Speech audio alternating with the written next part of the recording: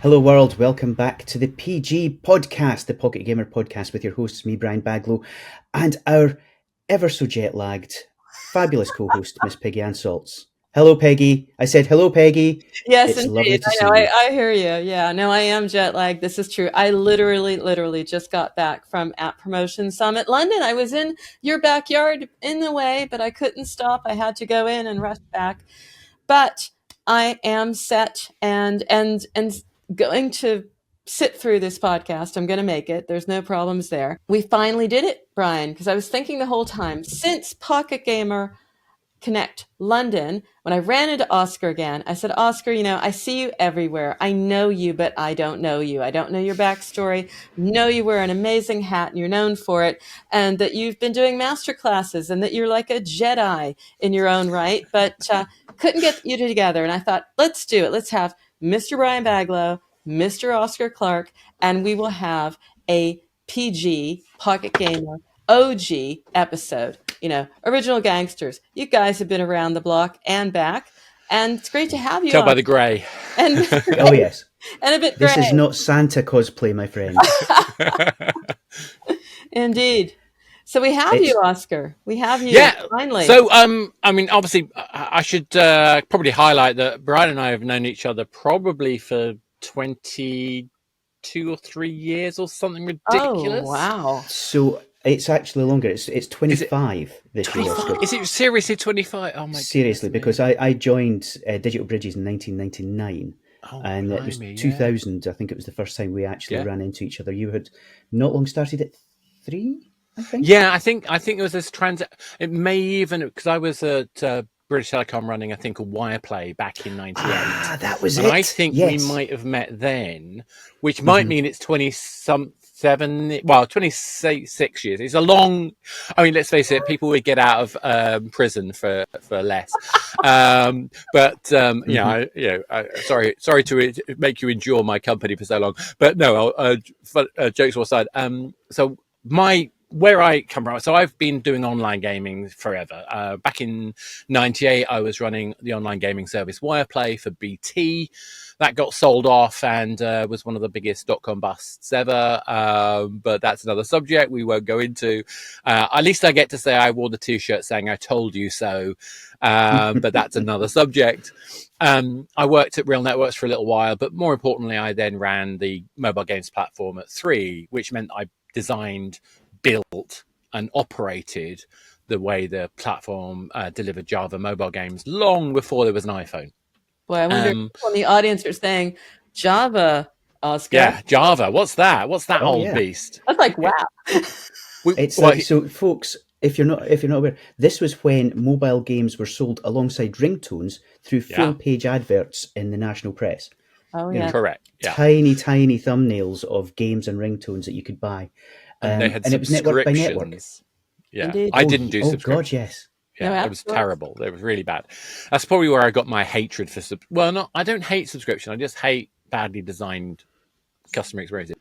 Okay. Anyway, back to the point. So obviously this is the sort of earliest era where Brian and I did more stuff together, because I was 3 was the most revenue per user in the world at the time for mobile Java games. I know this only because we were actually sharing data back in the day, and someone accidentally sent me T-Mobile's data so I could work it out. But yeah, not long story short. But the point being is that we were doing some really interesting stuff, learning what people would do on a mobile phone with devices that were really just not capable of doing it properly.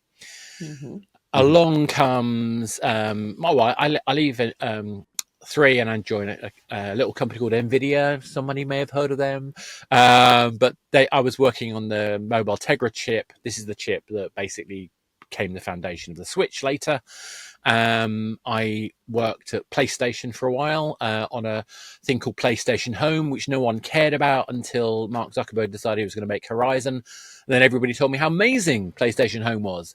Why didn't they tell me when we were making the darn thing? You can imagine the experience of like having this kind of exposure to building the first communities on online gaming, understanding the problems of managing and dealing with toxicity and making sure that people were safe, but also creating great player experiences.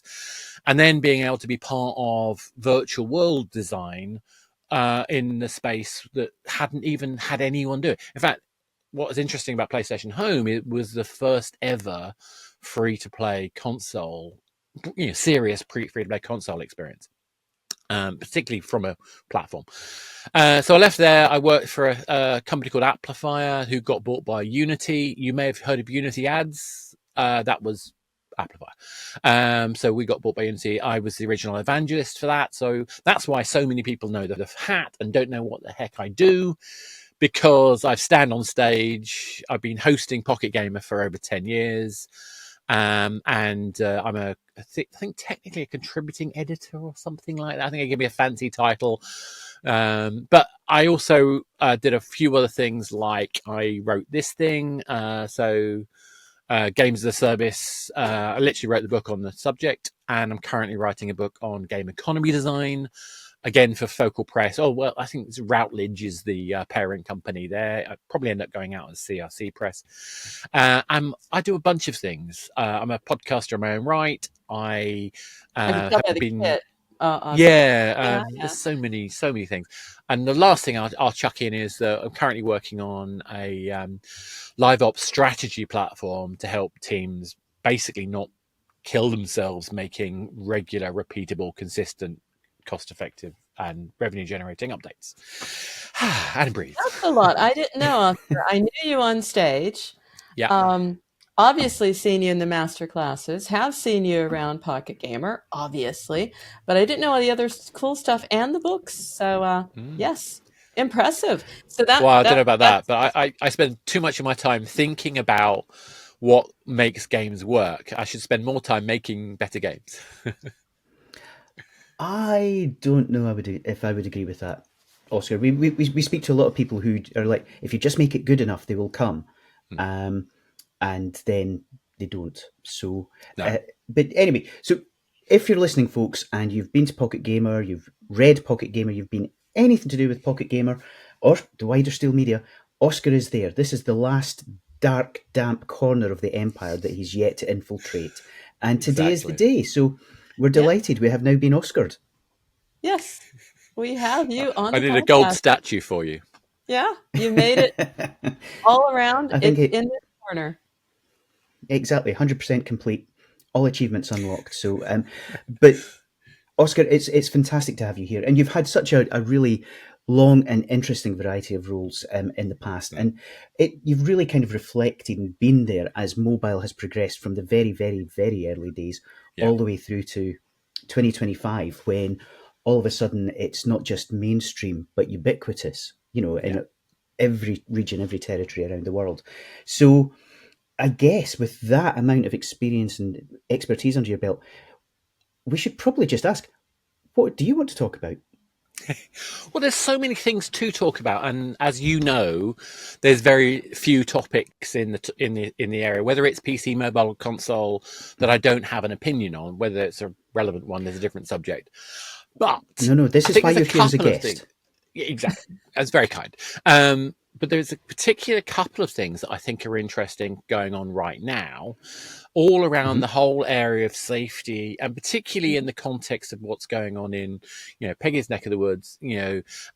There's a change in attitudes that are happening, and I don't think necessarily good ones. Now, what was interesting to me was, I think it was announced today or yesterday about the CAP. So this is the I've forgotten what CAP stands for, but it's one of the groups that are focused on advertising standards and advertising behavior. It's stimulated from an article by Sky News, which the title is Incredibly Disturbing: The Misogynistic Tropes Being Used in Mobile Games. Now, as somebody who is obviously left of the center there, and have very particular views about advertising, for me, this is like profoundly disappointing. And for those of you who don't know, essentially there has been an increase, not just generally, but of adverts which are increasingly showing negative stereotypes, particularly negative stereotypes of women, and particularly negative stereotypes of women, in particular featuring what can arguably be called domestic abuse. And more. I just want to say one thing right there, Oscar, because you might not have seen it, but independent of this is very exciting for me because I saw the same article and then wrote an article in PocketGamer. I've seen that go through the roof in social, by the way, Yeah. because people are saying I was applauded by women in games and others saying, this is great. Keep reporting on it. Keep telling us about it. And also we'll be working on an initiative called Play Safe, which is not about lobbying and legislation and all of that. That will happen. This is more about self-regulation. I think to your point that you're going to get to, Oscar, wouldn't it be great if we could do this through self-regulation? I think that that's something that's going to be a concern and a focus and maybe even a mission of app developers to do something about this in the games and in the ads. We're talking about in the ads here, not just the games, but in the ads because they're part of the gaming experience before someone else tells them to. And this has already started. That's what you're getting to. Now, interestingly, this ties in so neatly. This almost sounds like it's been scripted, but I absolutely assure you, listeners, this is not the case. Tuesday morning, I was at the Ofcom headquarters here in Edinburgh, in Scotland. They were pulling together a wide range of people from industry, academia, tech. I was the games guy in the room, discussing all of the new guidance that they're producing around online harm. And I had some really fantastically deep conversations about games because they don't get to talk to the sector all that very often. And one of the issues was attribution of responsibility, because it's not necessarily the game, as in the developer or the publisher, who are the problem. When it comes to adverts, it's the third-party ad provider. If it's people discussing or watching on, say, Twitch or Discord, where does the responsibility lie? Where do we police this, and who has that role? So it was a totally fascinating morning. So I'm in 100% with this, and I saw your piece, Peggy, and I thought it was fantastic. It's a topic that I think we need to cover an awful lot more on the site, maybe even on the show. Absolutely. And to your point, it's amazing that you think about it, Brian. You were a seat at that table. Games were not a seat at that table before. That tells you that, games are where we are. It is our place. And that place has to be a safe place. So yes, the initiative, I'll be writing and doing more in it, Play Safe. Also encouraged and supported by App Harbor. They've been on the show with us as well, Brian. They have, as you recall. Talking about it has to be in the control of the publisher. The publisher has a role to play, but also a responsibility. But the good news is that it's not out of their hands. If you just give it off to a tool or an organization and say, just block them, you can't do that. You need help to do that. Yeah. And if you fail, I think there's a platform aspect to it as well. Yes. But who is the platform? Is it the Apple, the Android kind of stores, or like you said earlier, Peggy, is it the ad providers? Who has responsibility for the consumer experience? And I think there's a lot of people washing their hands of responsibility in this. And it's going to come back. It's going to come back to bite us. That's why it's good to be focused on this early. And you were also, there's more of that coming. You can see that developers are going to have a lot more responsibility. The question is, of course, there's a good and bad side to that. There's definitely something here about controlling the ads that are misogynistic and really just quite disturbing. I'm sure you've seen some of them. I mean, putting women on fire and beating pregnant women. I mean, it's just where does this come from, and how do these ads get in our games? It must be very, very disturbing. I mean, Brian, you say sometimes your 7-year-old is playing and you're just cringing. Oh, absolutely. He's 8, and if he listens to this and I don't correct you, I will be in trouble. But yeah, Jamie has an iPad. We sit. I know what's on there. I'm not saying I conduct audits, but I make sure I know what he's downloading and he has permissions and everything. But the adverts are entirely out with the control, and it goes from things like a whole IL game which features weapons, ammunition and all grenades and the like, all the way through to the misogynistic stuff that we've been discussing. It's even some of the bigger games. And when it comes to that, Peggy, you and I have spoken to people on the advertising side who are really promoting and championing the use of AI. And so it can create a huge range of creatives and a very broad, spectrum of creatives and put them out and see what works. So, maybe one of the issues here is that we're actually automating it out and nobody has that oversight. That's interesting thought. No, and like we know with the whole algorithm thing, the force of profit overwhelming every other factor has had a very clear downward spiral cause, with no one having any consequences to that. The thing that strikes me as just so dumb about it, though, just dumb, is when you know that the majority of revenue in mobile is coming from a female audience. Yeah. Why would you do this? Why? So I just find that dumb. Yeah. No. I'm with you on that one. In fact, we had in the article that I wrote, I was talking to Jack Dunn, who's over at Playtest Cloud. So he's seeing a lot of tests and interacting and saying, what do you think about the user experience, the player experience, and also the ads? And he found out, and I put this in the article because I wanted to have balance, and he was pointing out that there are a lot of same-sex advertisements as well that make the male players very uncomfortable. So it's like players everywhere on the planet are disturbed and concerned about the advertising they're seeing. Of course, now bad ads, this whole sort of bad thing that extends to, the unclickables, the unstoppables, the scam, the spam, all of that. There's something here. And if we don't speak out openly about it and be aware of it, something's going to happen. Someone's going to put a law through that's going to just kill it. And it for goes everyone. So it's about, it goes kind of both ways on it as well, doesn't Yes. it? Because you've got the fact of, by the way, there's one aspect I should chuck in.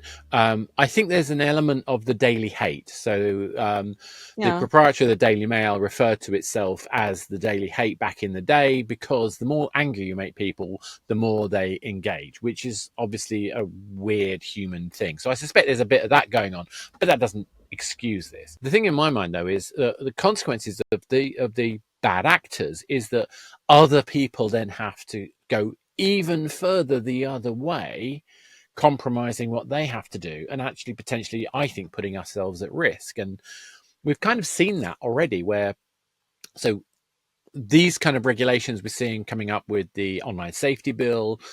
We actually saw something interesting in the Information Commission Office's age appropriate design code, where you could not assume, most people still don't know this, but you can't assume that someone's over 18.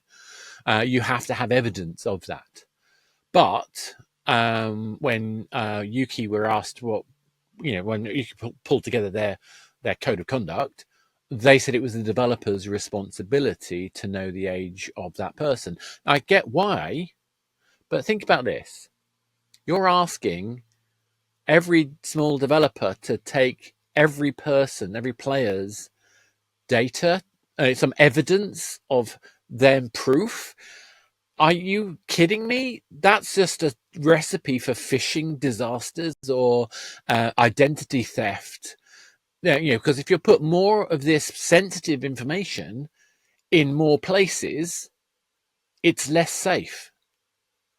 I don't understand why we're not saying that there are people already in place who have this kind of information, typically a platform.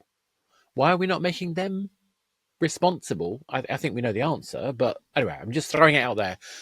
I think we're currently making ourselves less safe. Every online attempt at safety, like the cookies, like the online safety bill, like this age-appropriate design, to me, I feel like the layers are making it more and more cumbersome for smaller parties to be able to handle that information safely. So I would tend to agree. And while we've been talking about advertising, one of the issues that came up at the Ofcom meeting I was at was the attribution problem. So if you're not necessarily playing a game, but you're watching somebody else play the game on Twitch, or you're talking about the game on Discord or YouTube or wherever it happens to be, where does the responsibility lie in that instance? Is it still with the developer? So it's a tremendously complex set of problems. And as we all know, the issues around safety versus so-called free speech in the tech world are, many and various. But the reality out there is that at age 5, 6, every single child who has access to a device is a gamer. And we're not currently taking that seriously enough. And I'm with you. I think the age-appropriate design code, some of the recommendations that are in there, pushes responsibility onto the small teams. But, let's be honest, there's an ecosystem out there where third parties may well be able to step in, whether it's the engines, whether it's the service providers like Zola, who say, we will provide the verified, security that you need in order to offer these services. So I don't disagree with you, but I think the sector will kind of find a way.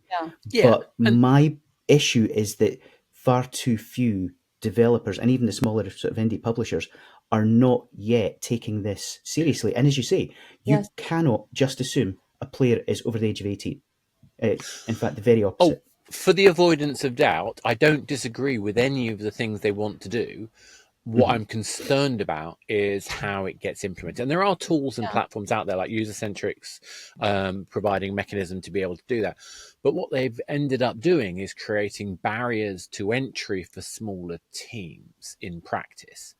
Because if you think about the proportion of income that you're going to have to put aside for this kind of security, if you're a small player, if you're a two-man band making a small game, an indie game, you don't have any bandwidth.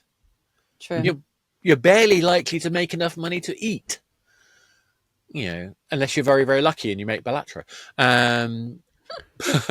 But my point is more that I think we need, as an industry, we need to be grown up about it and say, okay, we have vulnerable people out there. We have to design the game so that we can, deal with vulnerable people. But at the same time, I think we should be making challenging, interesting, mature and non-mature games for various audiences, because the audiences for games is everybody. I agree with you there. And I was just thinking, at the same time, the ad is part of that experience. So what's happening is people are maybe they're making the games, they're designing the games properly, but now we're thinking about the ad content. And so we're in a different realm. And just to get back to your other point about the platforms, it reminds me of the discussion, and this is ongoing. I mean, I'm moderating sessions and you have publishers saying, well, CMP, we have to, gather consent. And still not even, hoarding data like it was 2015, really thinking like this is not happening. This is really and truly changing. And there's a lot that the publisher has to be responsible for or control, or we're expecting them to do that, even if they're not doing it. And then there's going to be this question of, well, we expect you to do it. What are you doing? And again, it comes back to, for me, it comes down to the IDFA. That choice that Apple made about how they would implement that wasn't, in my opinion, a privacy choice. It was a choice of how they would control the data. When you have your apps and your experience will be improved if you accept this, versus somebody else's app and they get they are trying to take your data. I mean, I'm paraphrasing, and it's not quite as bad as that, but to simplify the conversation, they basically made it scary to agree if it wasn't an Apple app. They made it comfortable to agree if it was an Apple app. That to me is not appropriate and sensible. That is, I think, market manipulation to an extent. That's an opinion. I don't, I'm not a lawyer, but, I don't want to get sued for it. But my view is that that's a problem. But I don't think it helps Apple. I think in the long run, in the short term, absolutely, of course it has. But in the long run, I think all it does is it damages consumer confidence. And we also now have alternatives. I mean, now we have many alternatives that have been accelerated we wouldn't have had before. I mean, web shops, you mentioned Xsolla before, and I'm just thinking about DMA and alternative app stores. And, that's one way around it. But at the end of the day, it's coming down to, and that was interesting in your point as well, Brian. I wonder how they settled that one. What do you do when games are what they are? They're an experience. So the influencers are taking them on Twitch and elsewhere. And, to what extent, where does the responsibility of the publisher end is also a very interesting question that we won't settle here. But I would like to understand a little bit more, Brian, what they were discussing and how far they got in who's really responsible for the gaming experience. So this was one of those questions that came up quite early. I actually asked, games in particular. It's not that you are on platform X, say Facebook or Blue Sky, and you experience some online abuse. It's far more nuanced than that when it comes to video games. So again, to come back to my son, he watches an awful lot of videos on YouTube that are made with Roblox. And being absolutely honest, I am far harder on the videos made with Roblox than I am on Roblox itself, because they're making changes. It's getting better. I now feel that I have some modicum of insight into what he's doing on there. But the videos tend to be user generated content that in some cases is much like the adverts. I have not seen one in recent weeks where there's been a single, good female role model. Every mother is an absolute nightmare. Every sister is an idiot. Every female character and all of them tend to be horrible. And I have a serious problem with that because at age 8, it's sending out an awful lot of wrong messages. So I'm having problems with that aspect. And at the Ofcom meeting, I use that as an example. And there are no answers out there at the moment. This guidance is still in development. So this is one of the areas where they're going to have to be an awful lot more proactive about how they police these different spaces, because it doesn't matter whether you're all locked down and safe and within Roblox itself or Fortnite. If you're watching Twitch, if you're on a Discord, or you're just in the comments on YouTube, all of those safety provisions go out the window. So I don't think we're even part of the way towards an answer to this yet. I mean, that whole UGC area is such a pool of complexity. I mean, I still remember even on PlayStation Home with the Little Big Planet space, Alex, the CTO at Media Molecule, was the first person to do TTP. I won't explain what TTP is. For those who know, they know. And he did it deliberately because he wanted to demonstrate that it was feasible.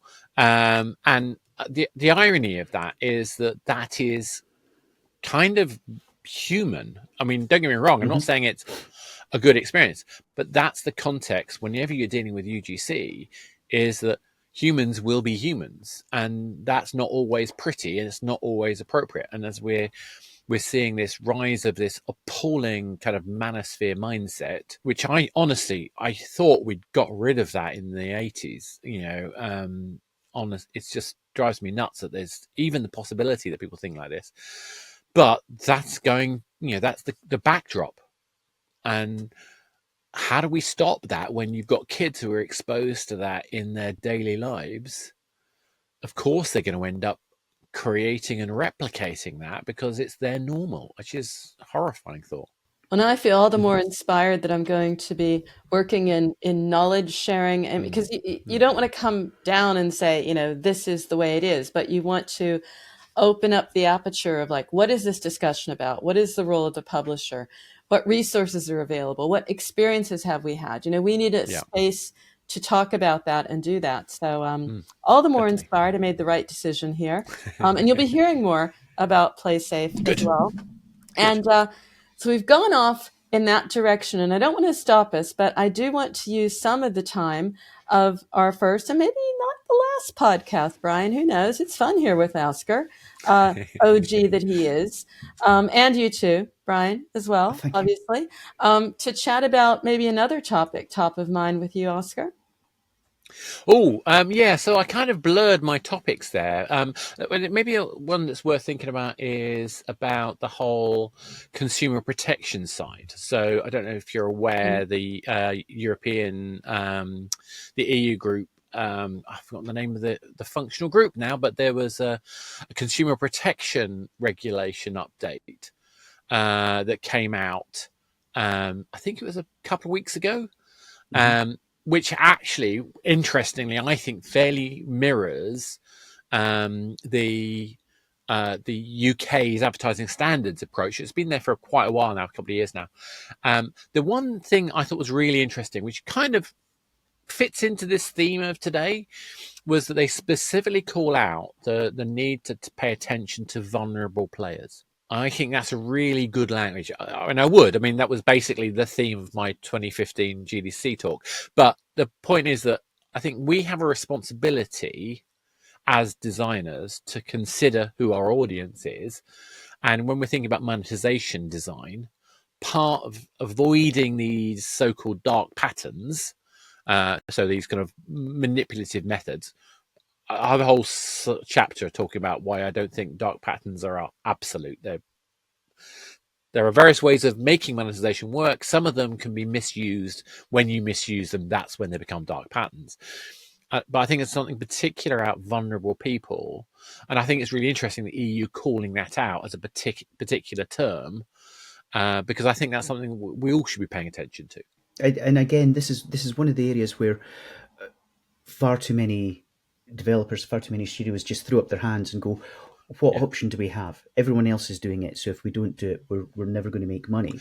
And free to play is not a single cut and paste template that you have to implement with all of the exploit toggle buttons switched on or maxed out. You can implement it in a way which is far fairer. And Peggy and I have spoken to so many people across the last 2 years of the podcast where they're saying, the power goes back into the hands of the designer. It's up to you. If you do not want to exploit your audience, you do not have to. And the whole hybrid monetization, the whole free to play has become so much more sophisticated. And again, I'm going to use the word nuanced, but it's not a single, a carved in stone model that you have to implement. Just because if you don't, the market will reject you. So I'm quite glad it's back in the hands of the developers, but I think far too few studios are looking into how their game monetizes. I don't do nearly as many talks as you, but I do quite a lot. And I talk at quite a number of the colleges and universities across Scotland and north of England. And one of the first questions I ask all the students is, okay, you've got two programmers, an artist and a producer or an animator. Whose job is it to decide how your game makes money? And they all look at each other. And if they've got a producer, they end up looking at the producer going, well, it must be him. He's management. And it's like, whereas no. Some of the mobile teams that I was recently doing some masterclass training for a very big mobile team that I can't tell you. They have 22 monetization designers on the team. Wow. Uh-huh. Okay. 22. And so there's such a range of different teams with different skill sets and different kind of understanding what they're doing. And I think in particular, there's two things that I think is really interesting. And the reason why we've got things like the Belgian government banning loot crates, I think is a fundamental misunderstanding personally of both the developer in implementing, but also legislation, understanding what we're trying to do, which is about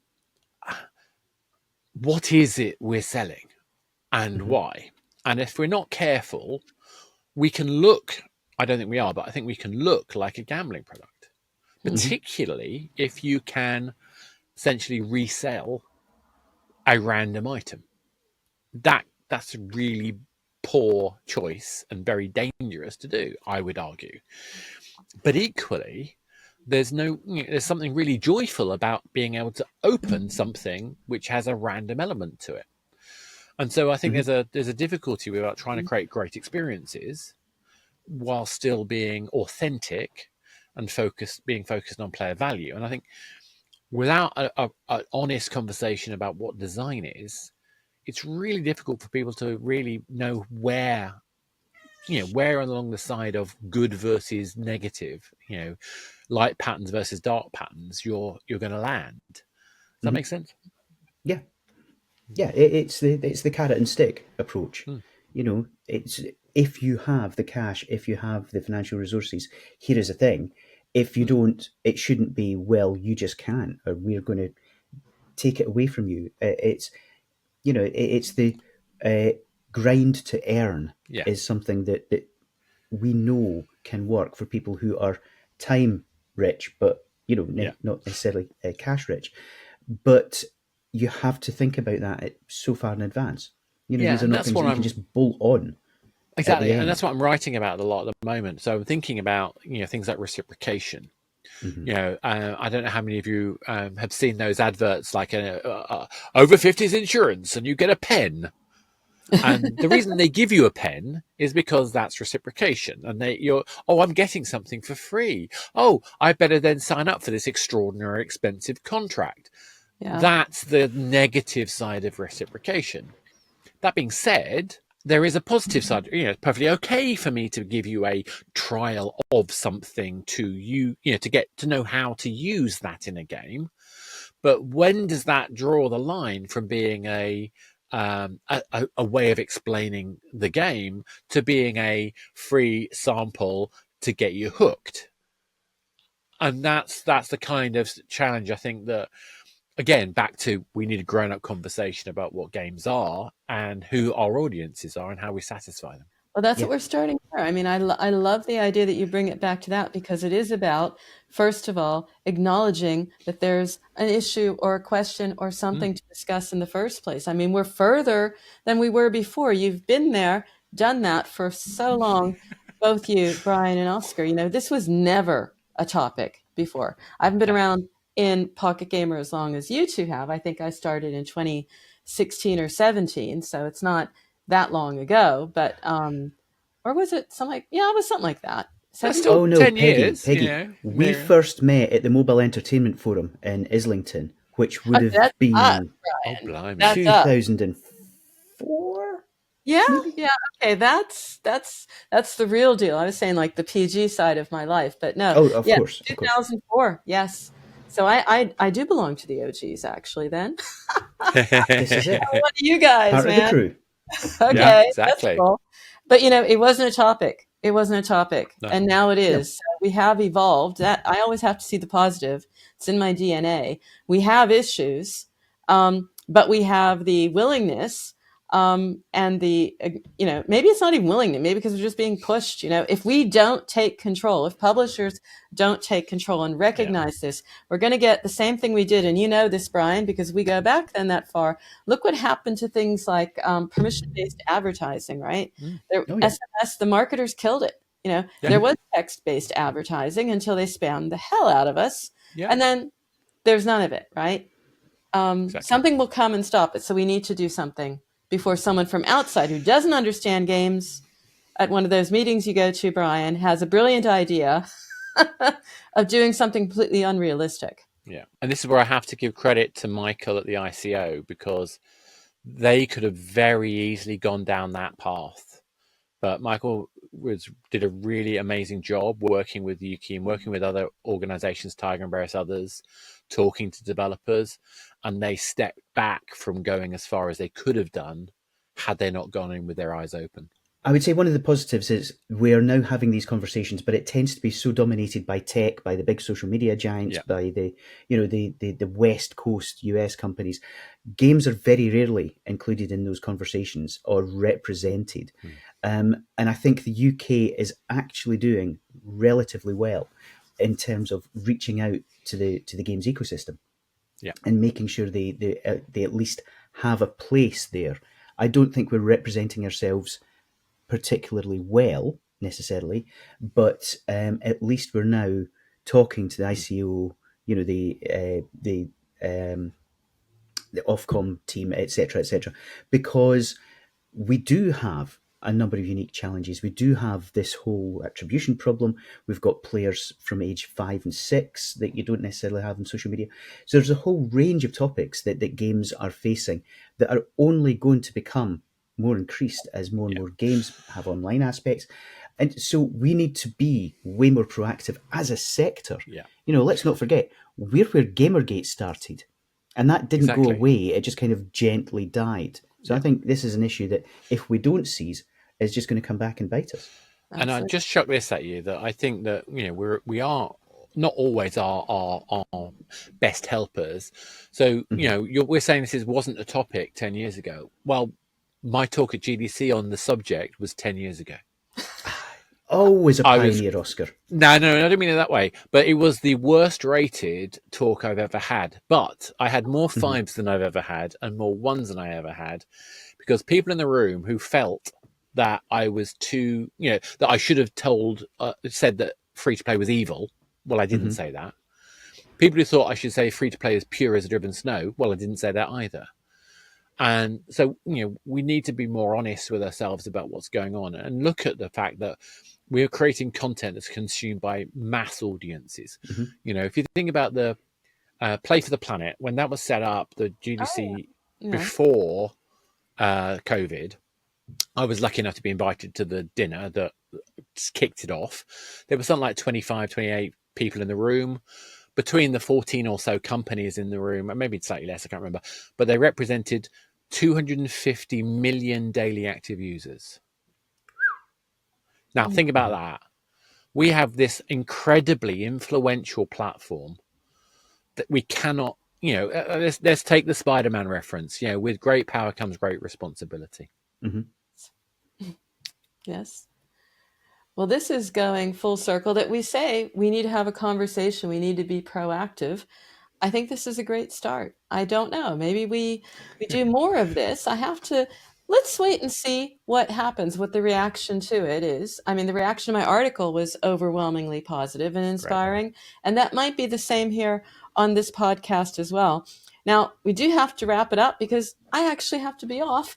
But dying to know what your favorite game of all time is and the one you're playing right now, Oscar, because we ask it every time. I'll let you ask it formally, Brian, but got to have that before we go. Oh no, I think you've done it. Perfectly. We're flipping. It's the whole everything's topsy-turvy today. So you go right ahead. Having played more games than humanly possible, probably. I mean, out there, but tens of thousands of games in my time, because I've had to review so many. It's incredibly difficult, and it changes regularly. I usually default to saying Skyrim is my favorite game of all time. In mobile, my current favorite game of all time is Polytopia. Which is I whenever I get to have them on a panel, I try not to fanboy out. But at the end of the day, I have to admit that my favorite game is probably still the first game that I remember playing when I was age 10, and that is the classic Dungeons and Dragons. Ooh. And I am an active DM, and I even run an actual play where I do not D&D, but I run an actual play of a dilemma-based game called Anything Could Happen Show, where we put players through very rapid-fire dilemmas. They've got 20 minutes to solve an unsolvable problem. So, yes, that's kind of what I enjoy. Wow. Beautiful. So many sides to Brian. So many sides to Brian. You, Brian. Me. Yes. And Oscar's here too. Oh, my goodness. I'm looking at you and seeing him. I will start again. So, yes, indeed. So many sides to you, Oscar. thanks for sharing some of them. It's like every time we dig in, we'll find a little bit more. And we actually haven't done you, Brian, if I think about it. So maybe we switch it and we have Oscar as the co-host and we have you in the chair. What do you think about that? Yeah, I like that. Oh, I'm up for any of that. A chance to talk about myself. Yes. Oh, bring it on. We're going to do it. Oscar, are you in on it? I'm up for that. Let's do it. Let's do it. I schedule it because I'm like going to be the elf in the And eventually we have to do it back to you, Peggy. Huh? Oh, yeah. Yeah. We then have to do it back to you. Quo, Dr. Lecter. Yeah. Yeah. We're going to. I love this idea. It pays sometimes to come back completely unscripted and out of your mind and jet lagged. Maybe this was the best one of all. Who knows? It's my favorite. It's an experiment. I'm open to it. It has been a huge pleasure. Oscar Clark, we finally know who you are. Brian, you're up next. We'll find out who you are. And maybe a bit of surprises. I'm an open book, Peggy. You know that. But I would be only too happy. There's a whole bunch of stuff we kind of touch on now and again. But I'm currently writing a national strategy for video games. So there you go. There you go. Game on, guys. Okay. Oh yeah, I have some thought. I have to run. It was amazing, as I would expect with the two of you as guests. So until next time, Brian, you are on, and it's been a pleasure, Oscar. Thank you very much. It's been a pleasure. Thank you. Thank you for having me. We'll speak again. This show is all about how to do your job better, how to make an amazing game, how to market it, and you have a say. So if you have a story or know someone we need to shine a light on, then we would love to hear from you. We want to hear from you. We want to reflect the reality of the mobile games market in all its wonderful complexity and strangeness. So if you have any suggestions for us, if you have any feedback for us, you can always get in touch. You can email us at podcast@pocketgamer.biz. You can find us on Twitter @PGBiz, and you can reach out to us through the PocketGamer.biz website. If you're interested in listening to all of our podcasts, you can find them at PocketGamer.biz/podcast, and we would love to hear your thoughts on future shows. And we've got you covered on all the major platforms, so subscribe to the audio podcast, as Brian said. Look for us on YouTube. If you want to read it, hey, you can do that too, because we have a companion post for you as well on the PocketGamer.biz website. Tune in again for the next edition of the PocketGamer.biz podcast, and we look forward to speaking to you in the near future. Until then, I'm Brian Baglow. I'm Peggy and Salz, and that's a wrap until next week.